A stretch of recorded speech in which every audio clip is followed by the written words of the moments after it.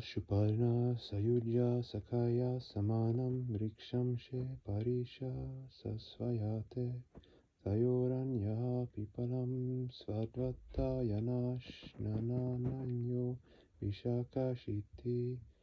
Two birds with beautiful plumage are seated on the same tree. One of them is tasting the sweet fruits of the tree, whereas the other is just looking on.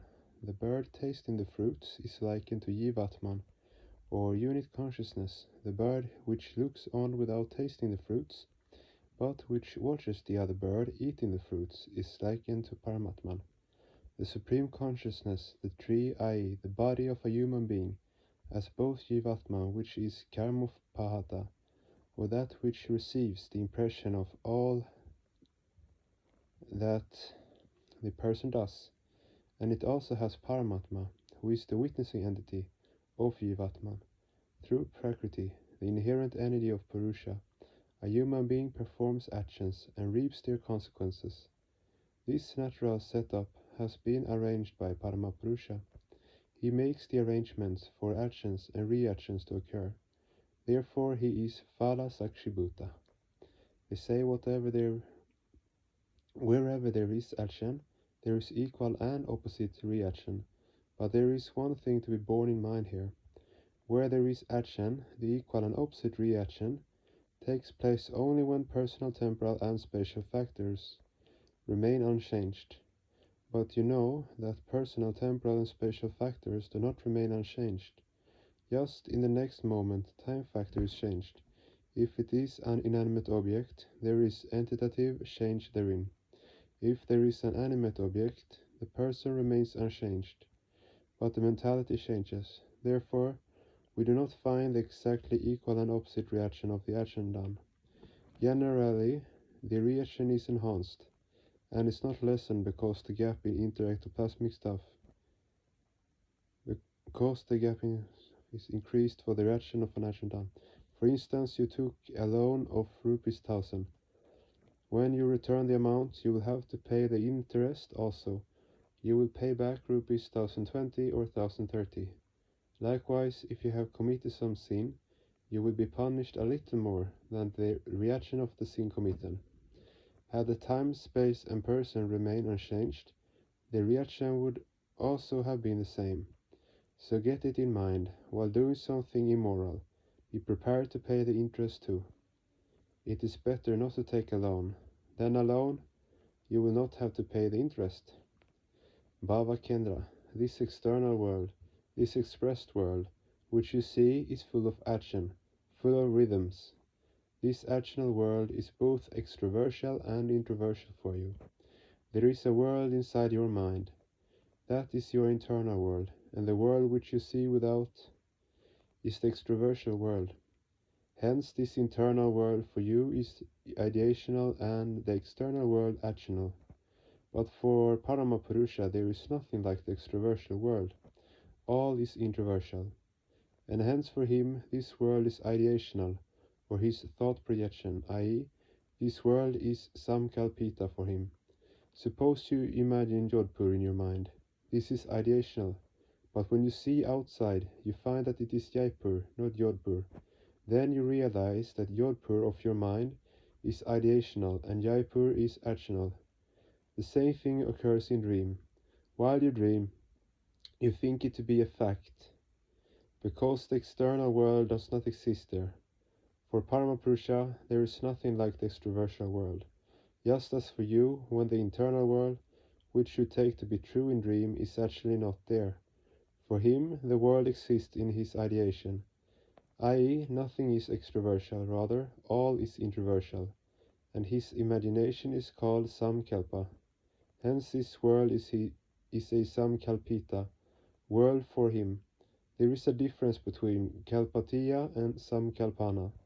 Whatever you do is kalpana, is transitory, and the Yava concerned is only its enjoyer and none else.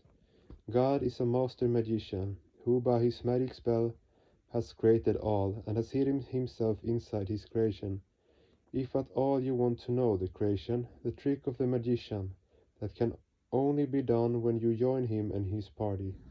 This world is ideational for him, and this ideational cosmos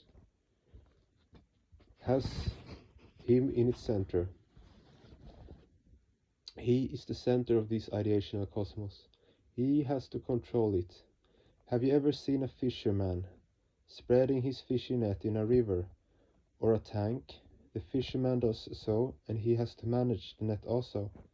Likewise, he has made the ideational world, which he alone has to manage and control. He controls the idea, therefore, in common parlance. He is taken as inactive. If, however, people still rob and are corrupt, will Paramatma say that he is Akarta and hence he has got nothing to do with them? No, he controls them indirectly through the gunas. Actually, he controls the gunas which do the actions. Really, it is Parama Prakriti that operates. For instance, the commander orders the soldiers to catch so-and-so. Who catches? It is the soldiers, the power of the soldiers. People see that the soldier has caught the offender, but the soldier does so only with the direction of his commander. Hence Parama Puruśa is just like the commander, and Parama Prakriti just like the soldier. This control of Blyava Kendra is Samkalpita Niyantrana, and he who controls it is named Krishna. Therefore there is another name of Parama Puruśa, i.e. Krishna. Krishna means the attractor of this ideational world. This ideational world is made of ectoplasmic stuff, or by ectoplasmic structure. For Parama Puruśa, the quinquelemental world is just the crudified form of his ectoplasm. His mental stuff is subtler than jivas, and therefore contains speed, gati, light, jyoti, and rhythm, chanda, and controls them. The mental stuff of Parama Puruśa, with which the world has been created, is something blissful, svarasa. This very object is named Paramarasa. The unit mind does all with its mental stuff. Sometimes it creates money in the mind, and seeing the mental bank balance, it feels happy. Sometimes it makes itself a prime minister and feels happy. And sometimes it feels enemies are mentally beaten and it is overjoyed. All these are done only with an aim to satisfy its mental hunger, to quench its mental thirst. Ultimately, we see that an individual's mental stuff is transformed into worldly objects. For the unit mind, whatever it makes within itself is vaishayika. It is all directed for personal pleasure, for material pleasure. The flow of the ectoplasmic stuff of the jiva is called vishaya rasa, and the flow of cosmic mind is paramarasa. When, even for once, the unit mind happens to come in contact with paramarasa, the material pleasure, vishaya rasa seems dry and insipid. Just as one eating vegetables without salt feels they are tasteless, but material objects are needed to maintain the physical existence. The wise make the flow of Vishaya Rasa parallel to the flow of Paramarasa. They convert the waves of Vishaya Rasa into the waves of Paramarasa. This alone is a safe way.